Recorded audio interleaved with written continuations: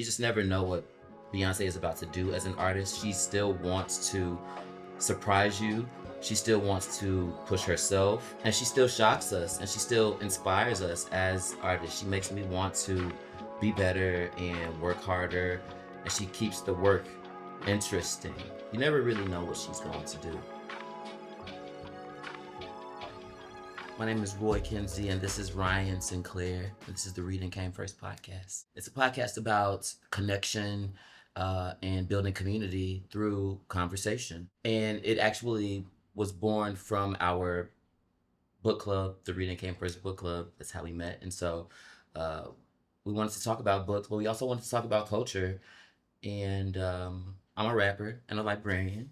Love it. I'm an aspiring DJ, and like I said, we came together at the book club and really just like wanting to learn about each other, build community, grow our relationship through our love of reading, but then also just our love of queer culture. Now we're here today to talk about my favorite thing to talk about in the world. Beyonce. That would be Beyonce. If you did not see, the cowboy cutter sash is on. The hat is high. Like we're here to talk about Beyonce. Bucking. Mm-hmm. Sweet honey. What is Beyonce for you? At this point, a deity, right? And I know that is a stretch, but I do think about when we think about people who we honor, people who we emulate. She is a person that comes to mind not only because of fame or success or status, but kind of how you move through the world. And so Beyonce means a lot to me, just from her strength, from her wisdom, from her artistry. At this point, I absolutely believe that, people will be lighting candles in Beyonce's name, asking for all of the things, material and strength as well, character and all of that. And so as we have wrapped up the Cowboy Carter tour, I think this is a really good time to tap in and talk about her influence on the culture and the world. You're a rapper. You're a musician. Yep. You make music. How has Beyonce influenced your music? That's a good question. I just love her perspective and always kind of keeping us guessing. You just never know what Beyonce is about to do as an artist. She still wants to surprise you. She still wants to push herself. Yeah. Can I ask you a question? Yeah, please. Let's have a conversation. What does she mean to you personally? Yeah, I think you kind of hit the nail on the head when you said work ethic. I think she inspires me to work hard to state my dreams. She does that a lot. While she surprises you, Beyonce surprises us with what she does. At the same time, it's very clear what she wants. She wants to be the best. She wants to be the best dancer. She wants to be the best singer. She wants to be the best performer. And it's so evident, and she goes after it. And so that inspires me to state what my goal is, state what do I want, and how do I work towards getting there. Yeah. And so I think every time I think about Beyonce, every time I talk about Beyonce, I always just talk about her intention and her stating her goals, even though she doesn't publicly state it. You see it in the work, right? Wow. And so I want to be like that. I want to emulate that. I've started out, I'm DJing now. That's a new craft for me, something that I'm learning, something that I'm practicing every day.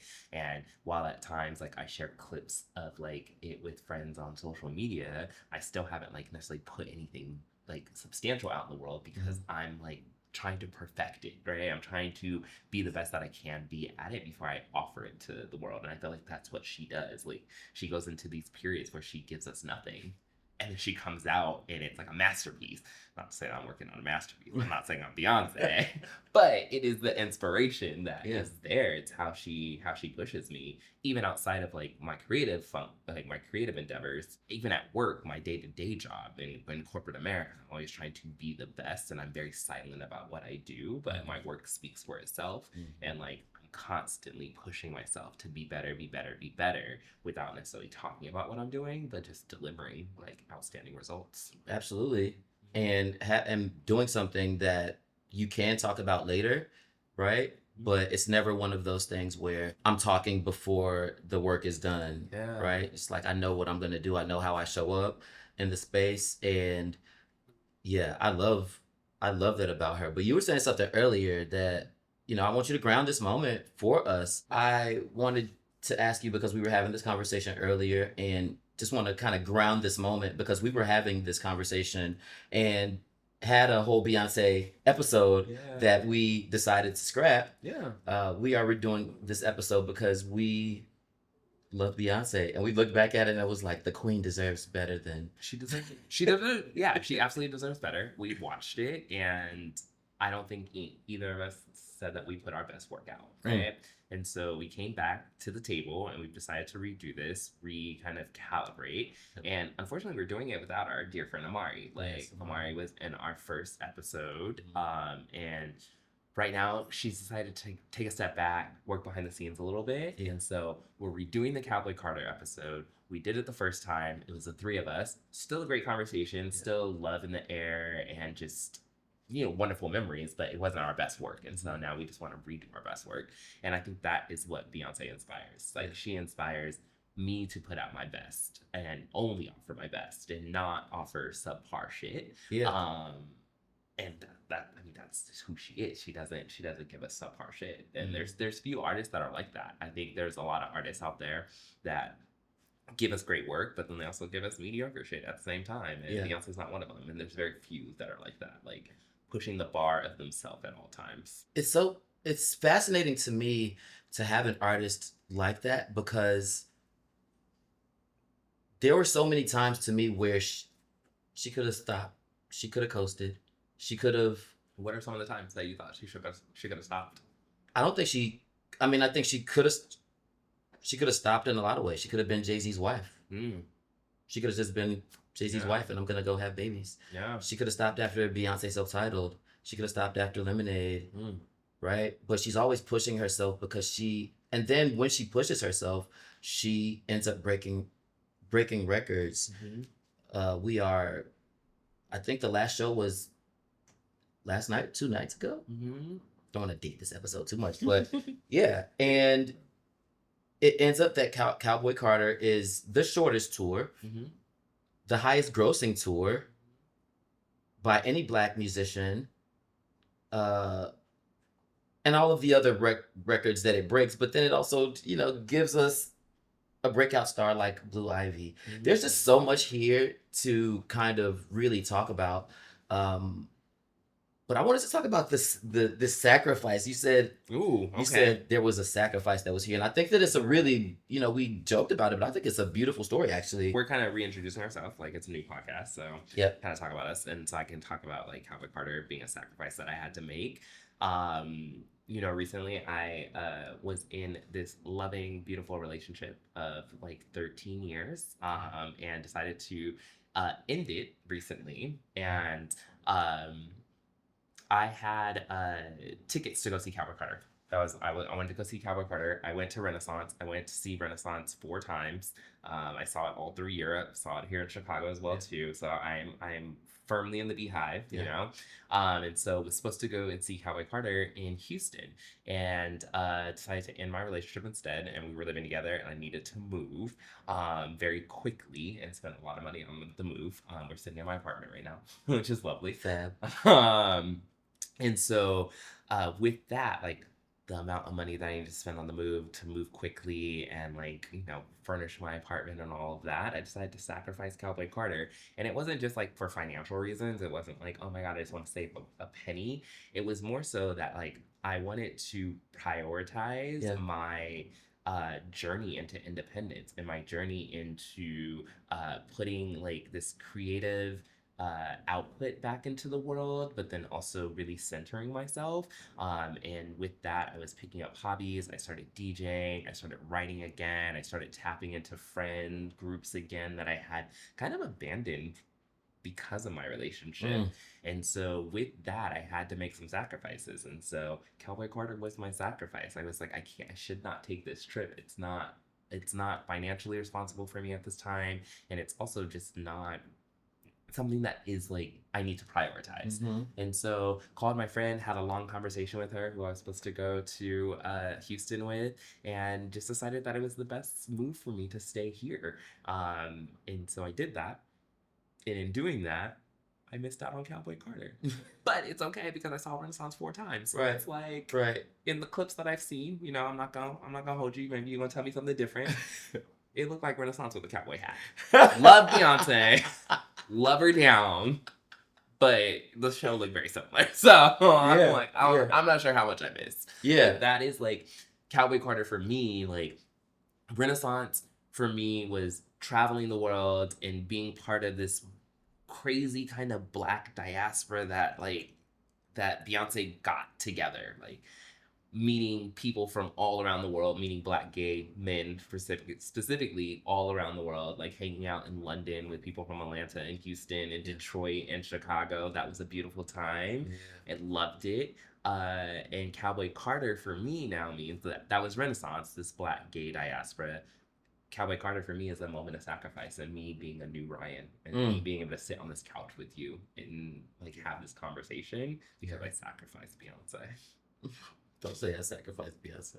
I sacrificed my experience. I know what you mean. And you made a Beyonce decision, and you made a very grown up decision. You know what I mean? It always reminds me of that lyric when she on Lemonade, me and my baby, we gonna be all right. Mm-hmm. We gonna live a good life. You know, like I love that, and I love how you just again, you know, grounded this in something personal because I think she's always there. I think to be able to have an artist that has made a soundtrack to things that you could have been going through at the moment, right?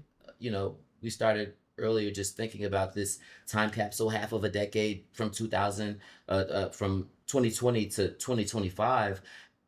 And Renaissance and Cowboy Carter are absolutely those soundtracks and those bookends for this very specific time. I mean, we're going back to Renaissance and time goes by so fast, but we needed that. Yeah. We needed that so badly. We needed connection. We needed celebration, right? We needed dance music. Yeah. We needed the dance floor. We needed disco. And to be able to come together.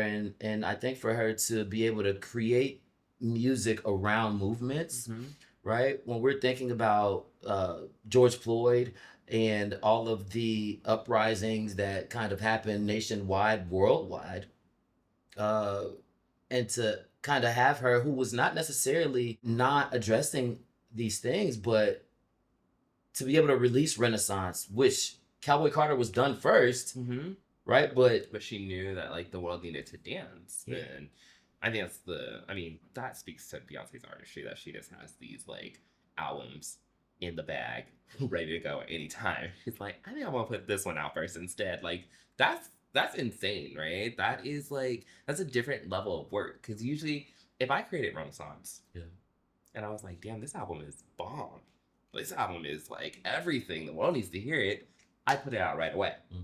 Beyonce, different level. I'm gonna sit on this.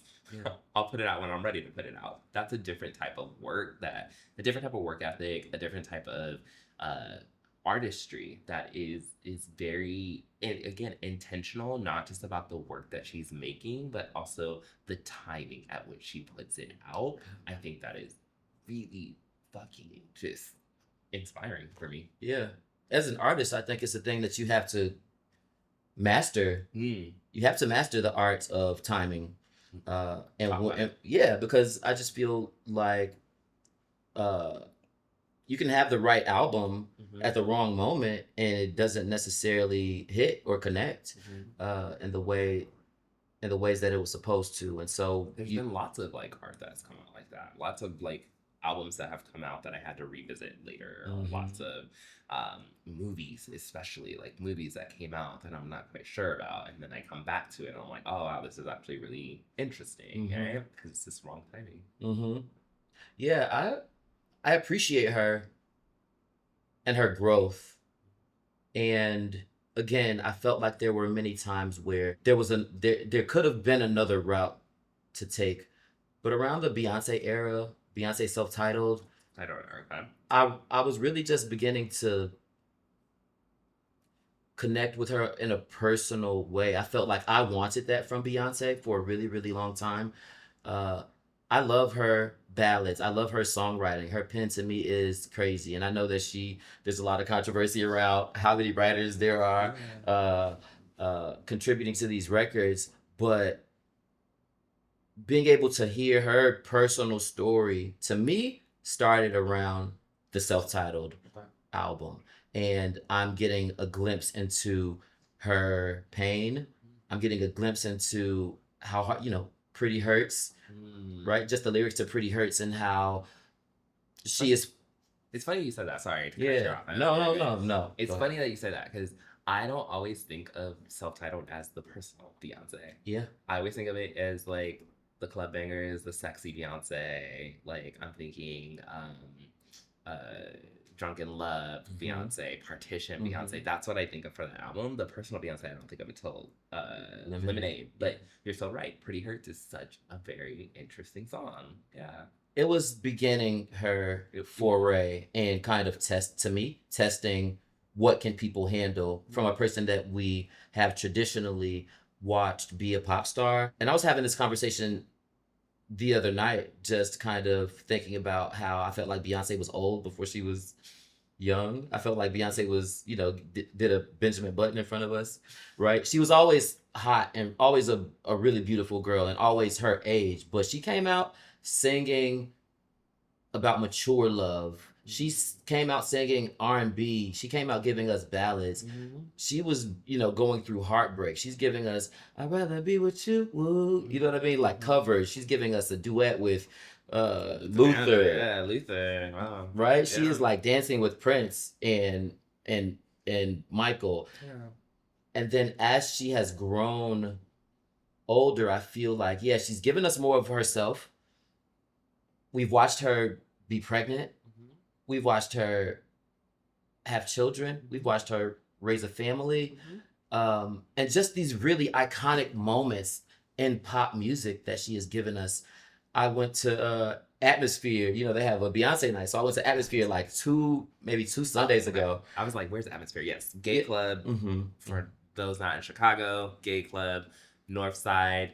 Far north side, not outside of Boys Town. Yeah. So in Andersonville. Yes. So I got you. And I remember when I wanted that. I used to work at Berlin, and I used to work at Berlin nightclub. Wait, you wanted what? I wanted a Beyonce night. Oh, okay, got you. Okay. Because they were only doing Madonna nights. Okay, I mean, very stereotypical for white gay clubs. Yeah. So they were only doing Madonna nights, and I grew up in appreciation for Madonna, but I obviously always just like, damn, when is a Beyonce night gonna happen? So I went to this Beyonce, just happened to go, and there's this Beyonce night happening, and to be able to relive these moments. I mean, and there's men in the clubs just eyes fixated. I'm one of them. Fixated on the screens because these are outside of just music videos, right? A lot of them are like live performances that we forget. I forgot that she shared a stage with Tina Turner. Yeah. Yeah. We know that she was influenced by her. Obviously, she talks about it all the time. But remembering, these and revisiting these iconic Beyonce performances, it was just really kind of like just beautiful to see. We're witnessing something that nobody else will witness, again, when it comes to a Black woman who is a pop star, but even so much more. What is your favorite Beyonce performance? Favorite Beyonce performance? Homecoming in general. Like, I think that's just I think it's her. I think it's Beyonce's peak. Like, I mean, I'm not going to say that Renaissance and Calvin Carter are not her peak as well, too. But I think when you look back on the broad, long arc of Beyonce's career that we are still very much in, and we do not know the end of it yet, I think Homecoming is going to be a highlight. Like, I think Homecoming is going to be that girl. Homecoming was beautiful. Truly beautiful. Can I ask you a question, though? Yeah. You talked earlier about, the shady comments that people make about Beyonce and writers and like how many writers that she's using. Yeah. In your artistry, you're an artist. You're a rapper. Okay? You write your music. Do you use any other writers in your music? No. No? No, but I think it's different. Okay. And I think it's different from a rap perspective. I'm a rapper, True. right? And so while I do collaborate with other artists, and let's say that they like contributed to a hook or a bridge or something like that, then more times than not, they've written it. There's a couple songs where I've written the hook and had a person to sing it and deliver it. But I feel like it's different because rap is, and I think rap is assumed to be your personal narrative. I mean, tell that to Drake, because I think Kendrick Lamar. I think Kendrick Lamar might have something to say about Drake and his personal narrative. You just said, say Drake. Why? Why did you do that? No, I feel that. But wait, I know, I feel you. So, like, rapping is, like, that's your art, and, like, writing is largely your passion. It's your art, and it's how you, like, vocalize your talent. Yeah. What does it say about Beyonce that she uses so many writers and that she is not necessarily writing on her own? I know people are trying to make it shady, but for you as an artist, what does that mean for you, especially as you as a rapper who writes your own music? Yeah. Like, what does it say about Beyonce's using? I think collaboration is such a cornerstone for really great artistry. I remember I am from the school of DMX. You know what I mean? DMX would be like, and I think he was specifically referring to Drake, to be quite honest. He hates Drake. I remember that, I hate Drake. I hate the way he talks. I hate the way he walks. Like, I got it, yeah. He hates him. Hates that nigga. Yeah, he hates him. And, but he would say, if you can't write that shit, you don't need to be saying that shit. That's what DMX said. Okay. I agree from a rap perspective. It's different for me when it comes to not just Beyonce, but like, I assume that there are so many writers. Whitney Houston is one of my favorite singers. Didn't write a lick, did she? I don't think she wrote a lot. I don't think she wrote a lot. She was not known as a writer. And when you hear about R&B artists, producers, I wrote this song and took it to this person. I wrote this song for you. It's just kind of part of the game. Or I wrote this song with you in mind. I was listening to Keke Palmer's new record and listening to the interview that she has with her best friend, who also has written for a lot of other artists in the game right now. And she would just talk about what their process was, she had just broke up with that guy. I forget his name, but the bum who yeah. And she was like, we would just get together. We would go to meet at the studio, have some drink, go smoke, talk. And the conversations that she's having with this writer, who is her best friend, her writer is telling her, you need to say this, and you need to say it like this, and you need to do it like this. But a writer, I think, helps to facilitate getting those feelings out and then onto the record. They are taking your lived experience and putting it into words in a way that maybe you can't, or maybe you just need help with. So when it comes to Beyonce, I look at it in a different way. Yeah. Beyonce, and I know that she's written in the past. Yeah. So it's not if she can or not. I'm not gonna take it away. She probably wrote Bootylicious. I think she wrote Bootylicious, but I thought she wrote Bills, Bills, Bills. I thought she wrote... Candy wrote Bills, Bills, Bills. Did she? I thought so. Maybe well, that's probably why Candy is still getting paid. That's what she says. Candy Okay. I just think it's interesting. Like, the conversation is like, for rap, writing is so crucial. You brought up Whitney Houston, who I don't think wrote anything. Yeah. And the comparison or the faux rivalry was always between Whitney and Mariah, right? And Mariah wrote everything. Mariah wrote everything. But that was never like the point of the battle. It was always about like, who's the voice? Who's the voice? Yeah. It was never about Mariah writes all her songs and Whitney doesn't write anything. And so it's very different for rap, which is very interesting. Like, rap has that, like, you need to write your own lyrics, whereas R&B like singers don't have that same thing. But for some reason, because Beyonce is so great, everyone always goes to, well, she doesn't write her own music. I mean, people that want to find something to not like about Beyonce, they're gonna find something, They're always right? gonna lean on that. But I think it's also my purpose, right? I was writing specifically for empowerment. I'm writing because I needed to write myself out of situations. I needed to write me more powerful. I needed to write me in a better position than I was. It was absolutely, spell work for me. It's absolutely being able to kind of acknowledge magic and to prove to myself that I was and am who I said I was and am, right? I can't say what the future really will hold, but I don't necessarily see myself spitting a verse that I didn't write. Yeah. I don't see that for me because that's not why I do it. Yeah. I'm able to do and say things that nobody else is going to be able to write and say for me. I love that. But I think when it comes to Beyonce, she has the ability and she has so many abilities. And I also think that she is able to invite people to her table and then change their lives as well. And that's what I kind of look at when I think about her. And people talk about the writers or, people talk about her being a hyper capitalist, but they never talk about how many people she's paying. They're never talking about how many people's lives are being able to be changed because she's a gracious queen. She can travel with less people. She could do, Yeah. Well, I think it's really great that you said like you writing yourself out of a situation. Like that's so beautiful in and of itself. And then I think of Beyonce, who is not necessarily writing her lyrics, but she is crafting something for us. Thinking about, Beyonce's ability to world build, I think about how every record is different from the other, and she's always inviting us either into her world or creating a Beyonce universe. And I'm just really curious about kind of what was she pointing at for you on some of these different records, and we'll do like a little lightning round or something like that. So I'll maybe think of Let's we could do both. Go back and forth. Okay. Maybe you name an album and I'll tell you what I think she was thinking about. All right. We'll go back. Okay, for sure. Yeah. I like this game. Beyonce Association. What do you got? Okay, I'm gonna do 4.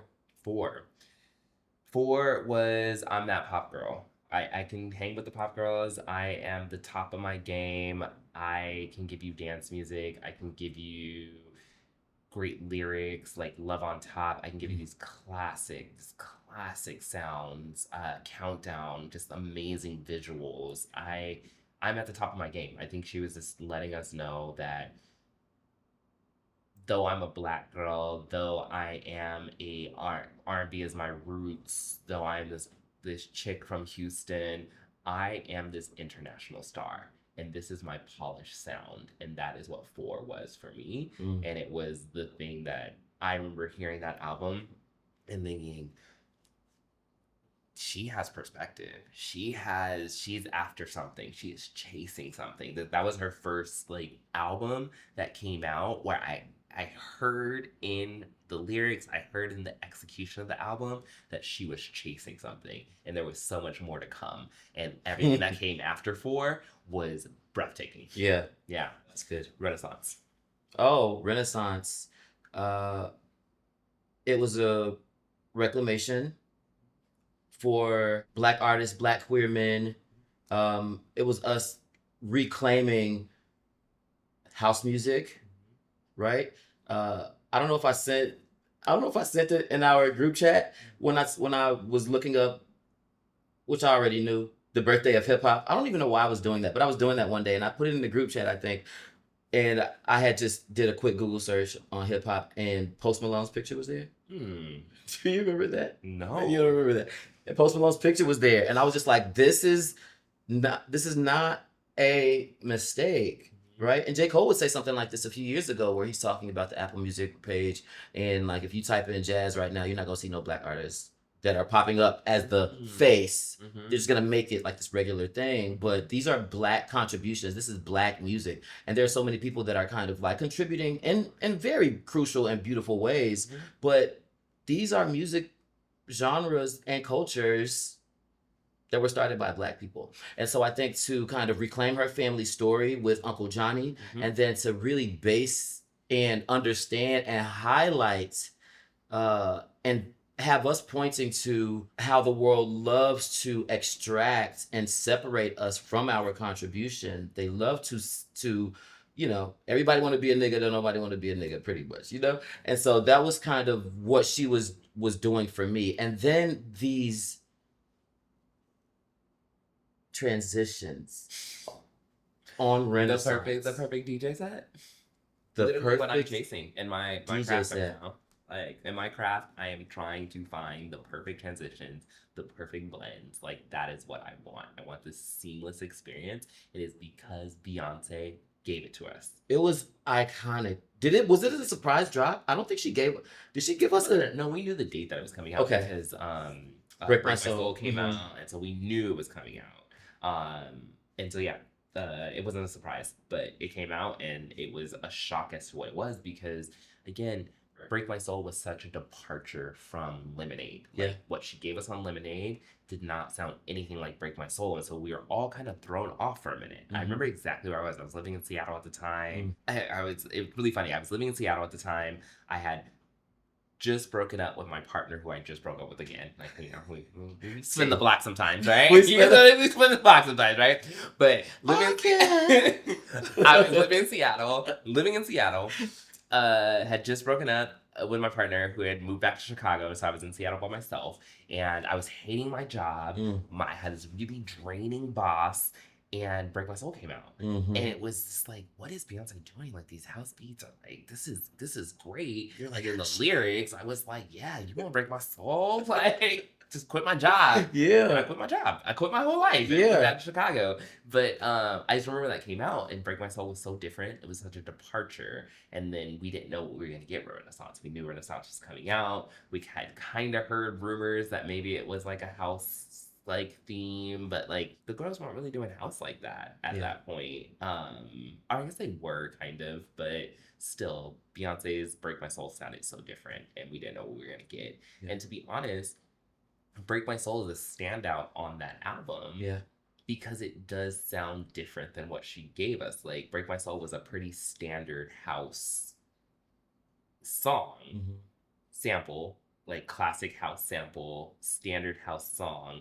Everything else surrounding Break My Soul on Renaissance is just very revolutionary in a sense. Very, very different. It's very house. It's very hip hop. It's very R&B. It's gospel. It's everything inside of that. And that's what Renaissance is. Yeah. And it was just inventive, and it was so daring. And to be quite honest, daring. Yeah. It was daring, right? I mean, no, the girlies weren't doing house music. Now, as a person that goes and listens to house music quite often, and I was having my own personal renaissance during that time, between 2020 and 2025, I just transformed a lot. I was not here really for Break My Soul. It was the first thing that I heard, and I was just like feeling like, this is cheap. I'm not even gonna lie. I was like, this is cheap because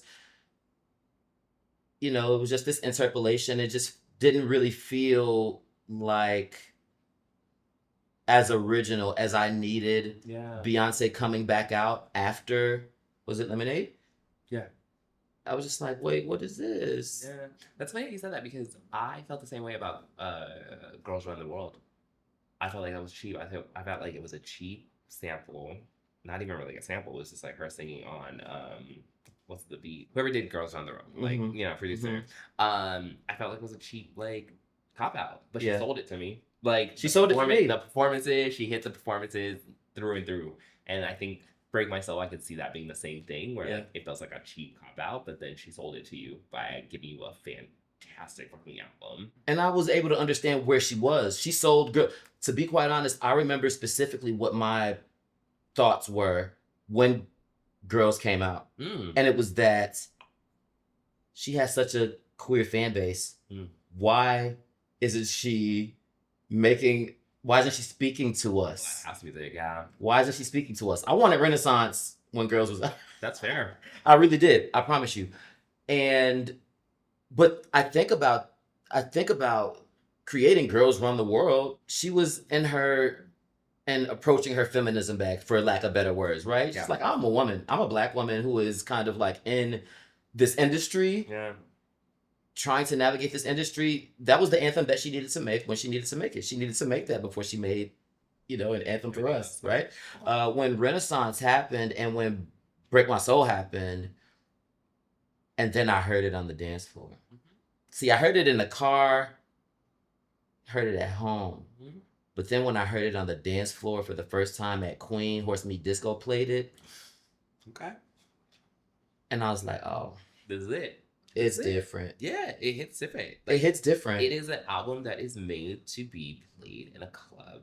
It is an Yes. album that is made to be played loud. Yes. Like thundering loudness, and to be played from top to bottom. Yes. Like no skips, no. Like I remember going to a Beyonce Renaissance party, which they were popping up everywhere at the time, and I was in Seattle. It's one of the reasons why I hate Seattle and I left it. I went to a Beyonce party and they fucking skipped Church Girls. Oh my God. Like they were playing it through and through and then skipped over Church Girls. And I was like, what are you doing? What are you doing? You don't skip any songs on that album. And that is the way that it is made to be. And that's just what it is. And I love those moments that she gives us, especially with Church Girl. When that came on, I think I got chills for sure, because there's these certain songs on each record where she is rebelling against, who she was kind of raised to be. I think about her, I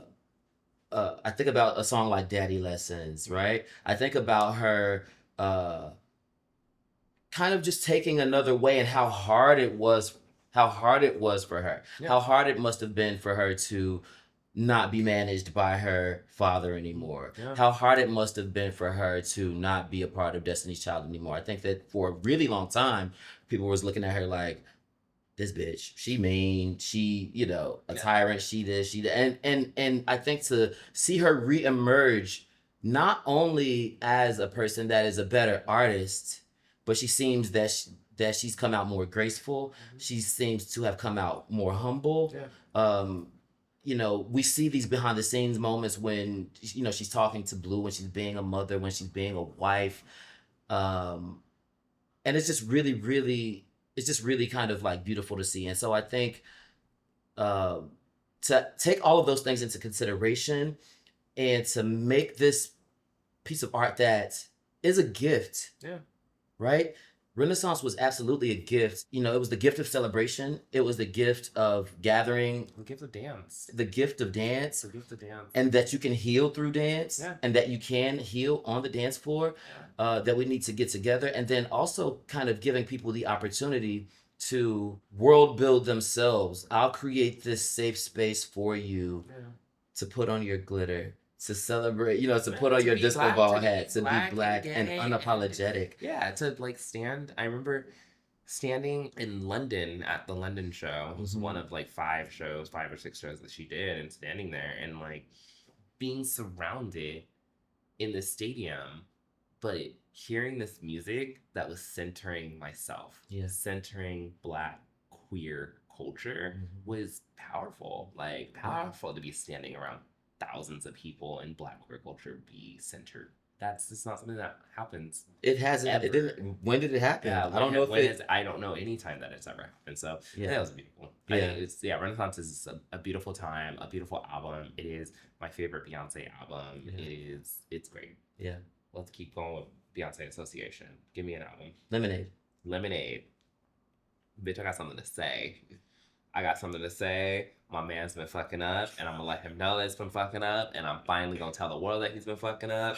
And yes, you saw my sister fight in the elevator, and we're about to talk about it, but I'm not really gonna talk about it because I'm Beyonce, I'm a Carter, and we're gonna keep it close to the chest. Yeah. But we're gonna talk about it, and I'm gonna get it off my chest. And I am a human, and I have emotions, and I go through anger, and I go through heartbreak, and I go through wanting to get back together and wanting to love my man, and I love all of this, like the roller coaster of emotion. As someone that has felt this, I ended a 13-year relationship, but I ended it 2 years ago as well too, and then got back together with him, and then ended it again. Like I understand that roller coaster of emotion. I understand being fucking angry. Yeah. You know, don't hurt yourself, Beyonce, right? Bounce to the next, you know, right? Yeah.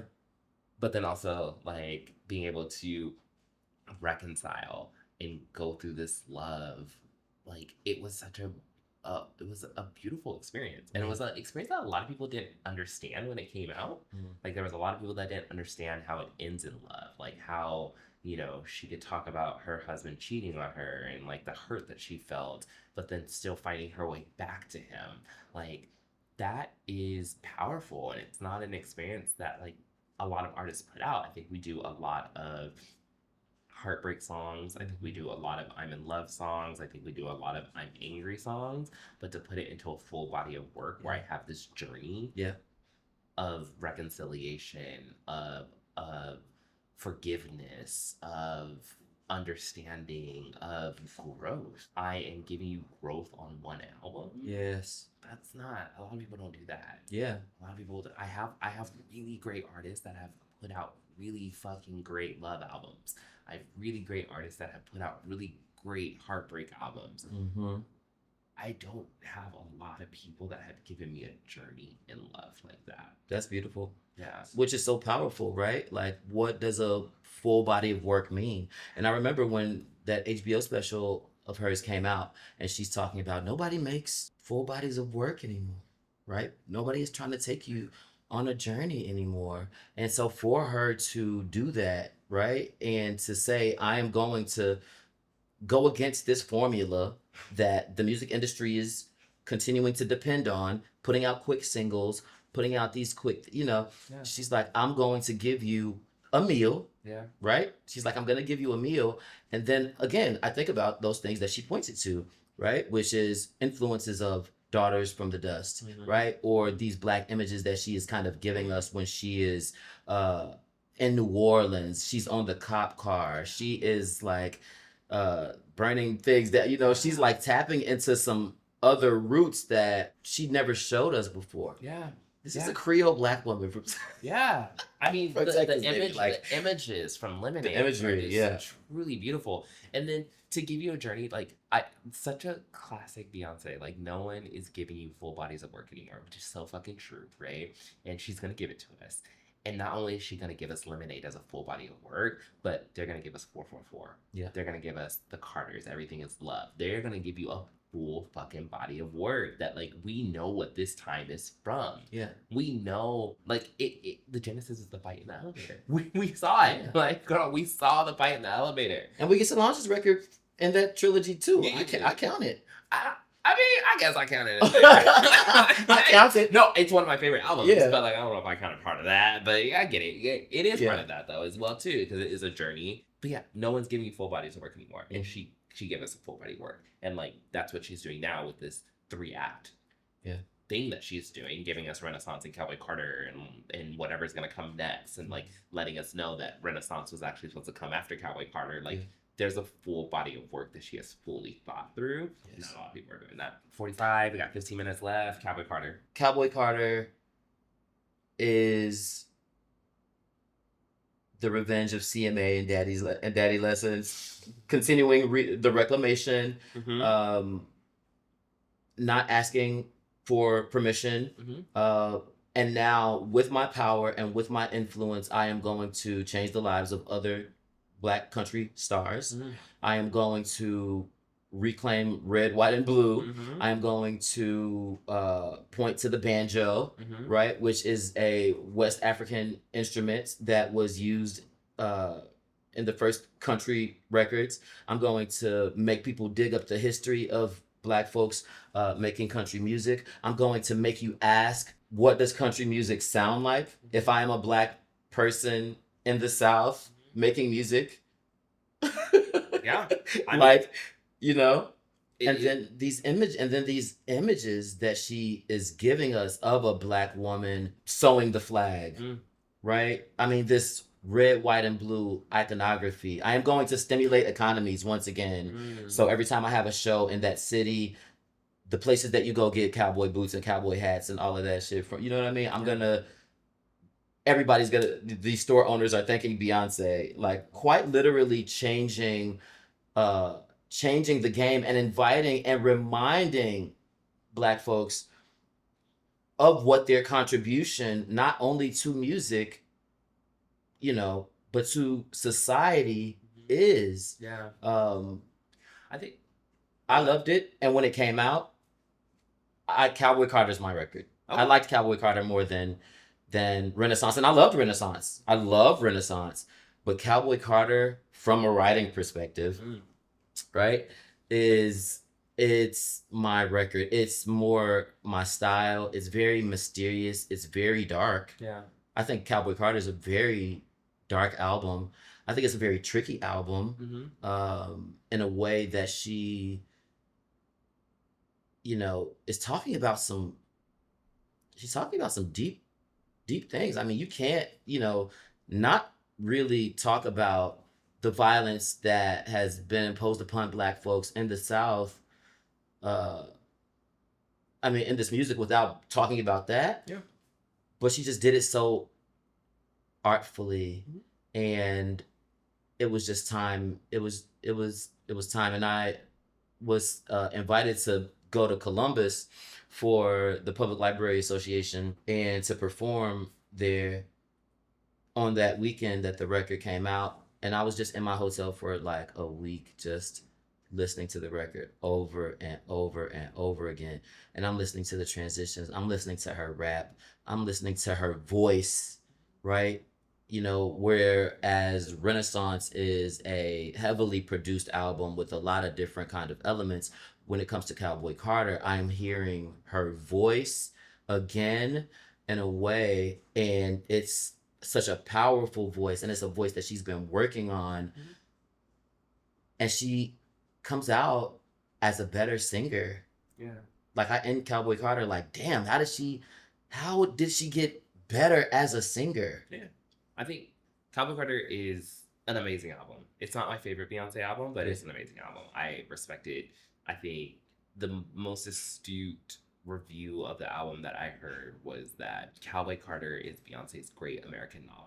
Like, there is a lot of richness and texture to the album. You have to spend time with it. It is not like a quick read. It is complicated in so many different ways, and I think it's beautiful. I love the album. It's definitely in my top of Beyonce albums, but it's not my favorite Beyonce album. For me, though, the iconography of Americana is very complicated, and at times I question Beyonce and like, girl, what you doing? Yeah. Like, she's reclaiming through the music. I think she did a very successful job in reclaiming country as Black music, or really understanding. I don't even know if I want to say like country is Black music or country reclaiming country as Black music, because I think that could be argued. But at the same time, she has definitely centered Black people in country music, which is where we should be, because country does have roots in Blackness, right? Yeah. That cannot be argued, that Black people belong in country, and she has done a successful job in doing that and showcasing it. And I think she did it in a really creative way by like fusing a lot of rock and roll into the album, and really just understanding how rock and roll influences country and country influences rock and roll. And so I think that was really awesome. She did a great job. Yeah. Just as far as the imagery, I'm not quite sure what she's doing with an American flag. Like, I want to say she's being subversive, but it's not super clear. Like, I want to say that she is being, anti Americana in certain ways, because that's what we want. My Black ass wants. Yeah. But at the same time, I don't think she is. I think she very much loves America in a very specific way. Not to say that I don't love America. James Baldwin, I critique America because he loves it so much, right? Yeah. I don't know that Beyonce has that same critique, or it's not as sharp for me. And I could use it. I could use it. I need it to be a little sharper into what she's doing right now with just the imagery of Cowboy Carter. Everything else, fantastic. This is one where I'm like, I'm waiting for Act 3. I want to see what the full body of work is, because maybe it's gonna round it out for me. And so I'm patiently waiting. Yeah, I get that. I get that for sure. I think that's what one of my first critiques was when she was wearing red, white, and blue before we had seen really anything else. When I think about from March 29th 2024 when the album was coming out, up until after the show and watching the show. I think that I get it. I get, the quotes that she uses. Yeah. You can't ask for permission for something that's already yours is one of the first things that she's singing. When she is singing Blackbird, and now we, go back and look at the history of Blackbird and when it was written during the, civil rights movement, and really thinking about leaving your contribution behind, right? A lot of Black folks are like, and people are saying, oh, well, you don't like this country, then leave, right? And I think it's very much like, you would love that.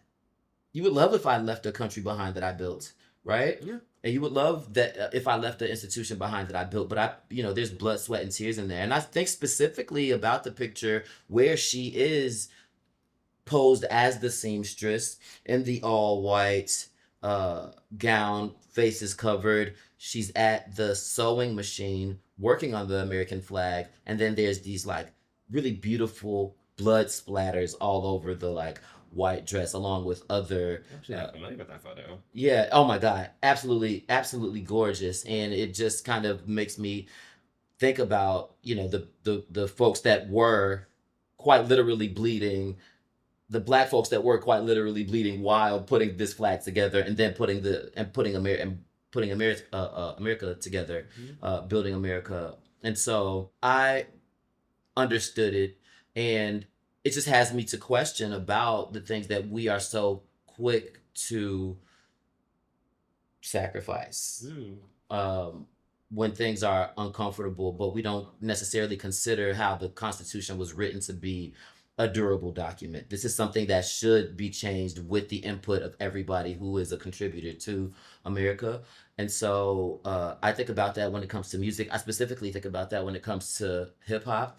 When I think about how hip hop has been so rebellious in a way that it has to include a voice like mine if it wants to evolve, which is why it's so important for me to be the writer of my own story. Like, no, hip hop means move out when the you way. say a voice of yours, like A Black queer voice. Okay, In hip hop. And then it started having me think about Renaissance and thinking about the colors of the gay flag and how they were used and kind of like changed up a little bit. But I'm really thinking about how she kind of takes these really big icons and ideas and then remixes them in a way that is traditional and futuristic. Yeah, you said at the beginning of the episode that Beyonce is a deity, right? So, Please say I don't know about that. That was a lot. Beyonce is not above critique for me because, like, when I think, like I said, the imagery of the flag, the imagery of Americana, I'm not quite sure what she's doing. I think it'd be crisper. I think the argument can be made that she is being subversive. I see that, but it can also be made that she's being lazy. I see that as well too, right? And so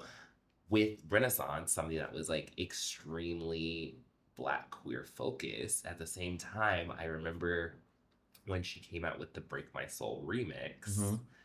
And do you remember the song that she sampled? Who like the main like Madonna? Yeah. And I was just thinking through like this thing that's supposed to be Black queer centered, you invited Madonna in, which is very interesting. Just knowing the relationship that Madonna had to Vogue, and like yes, the argument can be that like she put Black Willie Ninja specifically like in the forefront, but then also like she kind of like co-opted this sound that was happening as well too. There's a very tricky history of Madonna. And so like Beyonce, I remember when Beyonce came out with that remix, I was like, girl, what you doing, right? What you doing there, right? And so I think that she makes some interesting steps. I think for me, I give her a lot of grace because I'm really trying to figure out where she's going with it. But at the same time, I side-eye a little bit. So Madonna was a side-eye for me. Cowboy Carter, the imagery is a side-eye for me a little bit. But who knows? I think she might bring it all home with Act 3. I think that was a great point. Though, especially like the conversation about Madonna. I don't know if I gave her a side-eye for that. I did. I gave her a strong side-eye for that. It was questionable, and I think that it was kind of one of those. I think it was a smart business move. Parkwood and Beyonce is always going to make a smart business move at the end of the day. Our Catholic queen is not going to slice it up $1. Like, Okay. come on now. And I think that it was a really great opportunity to kind of keep the momentum going and to nod to Vogue, right? Which kind of has its own life to me outside of Madonna, but it could also be argued that it was reclaiming that moment because of everything that was happening around that time, and that for the most part there was this, white pop queen who came in and put her name on something that Black queers created once again, Yeah. right? So I could kind of look at it like that, and it's a nod, but it's also a nod to all of the queens, right? She goes through a verse saying everybody's names. Yeah, it's on that song. Like she is like paying homage to Black queens specifically, like Black women specifically. Like she is naming in that song, but again, it is on Madonna's song, and like it's mysterious. It's mysterious. Like I don't know what she's trying to say. Like I think that Beyonce gives us enough mystery that we can take it either way. Like, so she could be extremely subversive and saying like, oh yeah, I'm gonna harken back to Madonna's taking Black queer culture, and I'm gonna bring it here to the forefront and remind us that that's what Madonna was doing. Okay, cool. Yeah, that's awesome. But then also it's like, no, I'm actually lazy and I just like Madonna and like I want to put her on my song. Yeah. Okay, like let's think that through a little bit. Like who else could you have put on your song? Like who else could you have, like what else could you have done besides Madonna? It's really, I think it's a really interesting conversation, especially when you think about what kind of came up when there was the Post Malone moment, the Miley Cyrus moment, the Madonna moment. Like Exactly. is she collaborating? I didn't even think about that. Like, or is she this like finessing the algorithm and the Spotify? Like, so now I'll come up on y'all Spotify. Let me run them streams, because those are Post Malone is a highly streamed person. Like, Miley too. She doesn't need, like, that's the thing. Is like Beyonce doesn't need it. She doesn't need. She doesn't need it, but she needs y'all to pay me back.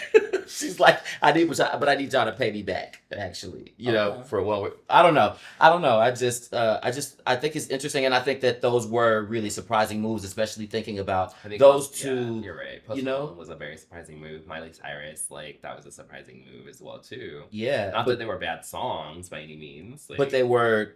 Again, the conversation was who has exploited Black music and then abandoned Black music. Right? Is that the statement that she's trying to make? Like, we don't know. It's so interesting because that is the argument that Kenny made. She specifically chose Miley. She specifically chose Post because they have exploited Black music and at the same time abandoned Black music, specifically for country. Yeah, so that's a very interesting narrative to put. But is that the case? Is that the argument that you're making when you are making these artists money as well too? You're bringing them on tour, you're giving them promo, you're letting them sign their name to your brand. Is that the actual argument that you're making? Yeah. Or like, what are you actually trying to do? Yeah. And I think that will be when we look at the long career of Beyonce, the long arc, that final documentary that really looks back on her. Hopefully then is when she'll be willing to tell us. Like, hopefully then is when she'll look, she's 75 years old, 80 years old, she looks dead in the camera and says, fuck Miley Cyrus, fuck Post Malone. I did that because I wanted to put them on blast. I love that. I love that. And I think that it was obviously, right, mutually beneficial. I do think that she wins, right? She didn't need it. I do think in the long run that she wins because, again, she gets to share that musical genealogy with them. Yeah. So she gets to win in the stream game. The songs are amazing. Both of them. Yeah, both of the songs are incredible. So we win as artists. And didn't sure. Miley wrote what was their song together? Miley's song? I'll be your sugar. Didn't Miley write that? Probably. Yeah. So I love gorgeous song.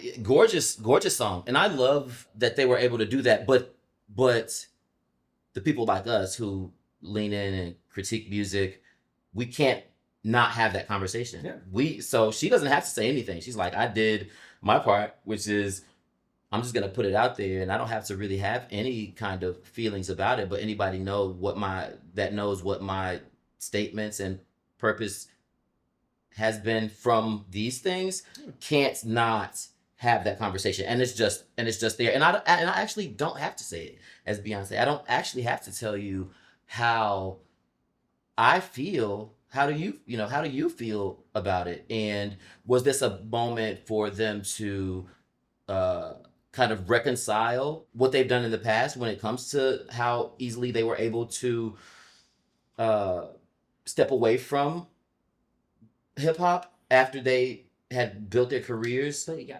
Beyonce, Not Miley, but Beyonce being the vehicle for that does not sit right with Mhm. me. Beyonce being she has a history of it as well. If you think about like Beyonce has like publicly said that she loves Taylor Swift and things like that. Like they're friends and all that great stuff. Coming after what Kanye did to Taylor Swift, like which was wrong. Right? Kanye was an asshole for it, but he was not wrong in terms of like no, Beyonce had the best music video at the time, right? He got up and said it, but then Beyonce has to come behind and like be the I say the mammy figure, but Yo, almost has to be like the mammy figure for Taylor, right? that's crazy. And then Jay-Z has the song Somewhere in America, Twerk Miley, Miley Twerk, where he's like literally calling her out, making fun of it. And then Beyonce has to come and welcome Miley back in and say that she's great when we all were saying like Miley is a co-opter of blackness, is weird. And then Beyonce comes behind and like, no, Miley's great. Whoa. Right? She has a history of doing things like this. And like, I don't know why she's doing it. I don't know why she chooses to do it. Mm-hmm.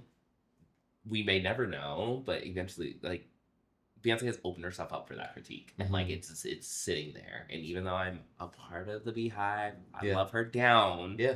She is not above critique. No. You know? And there are things that we have to discuss with Beyonce. Yeah, absolutely. I think you ate that, by the way.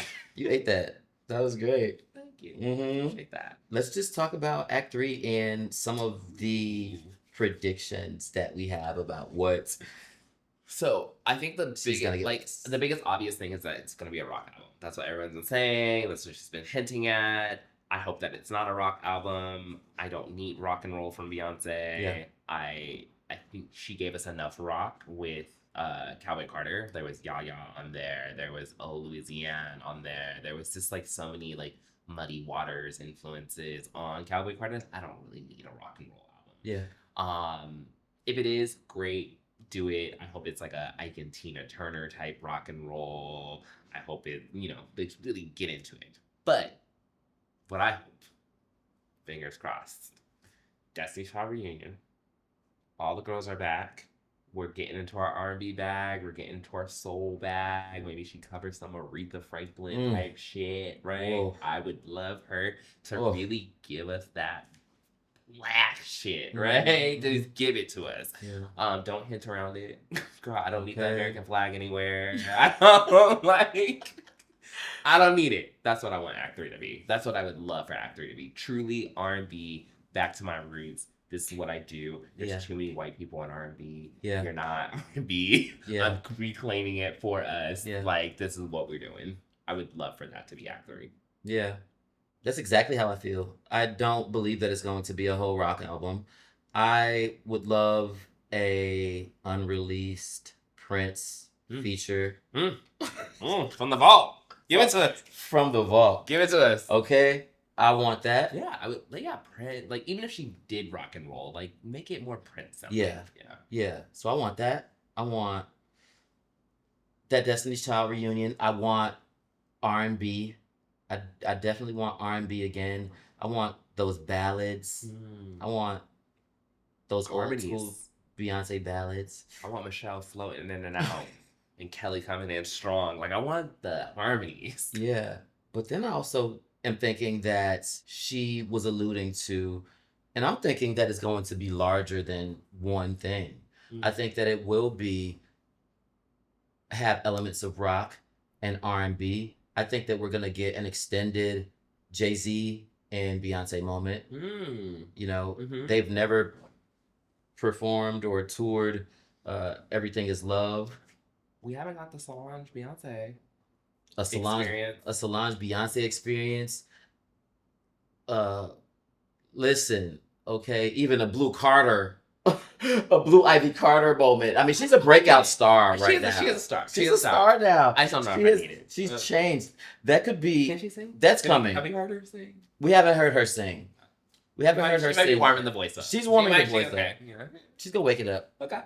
Something is happening with that, and why she just be like literally Destiny's Child? You know what I mean? Like This is like Destiny Child. I mean, they are setting it the was always stage. shady that group was called Destiny's Child, not children.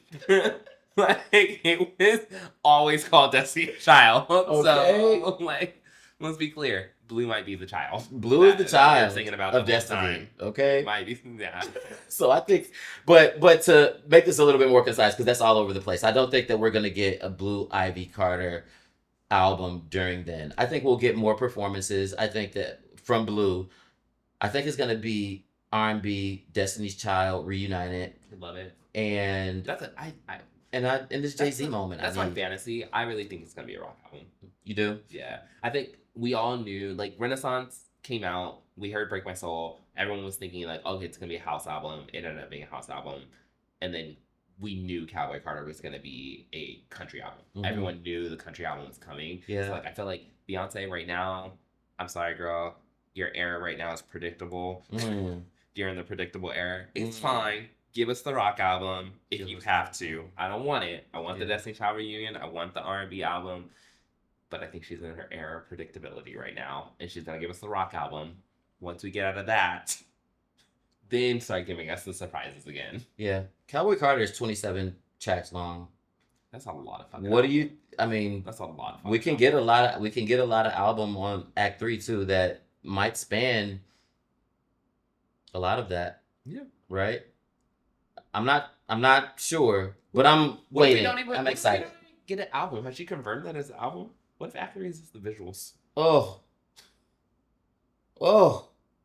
that just hurt me right now. I would like Beyonce. I do to want not- those visuals. But I just want her to get out of this like predictability moment. Like I want her to surprise us. So like, don't give us an album. Give us visuals.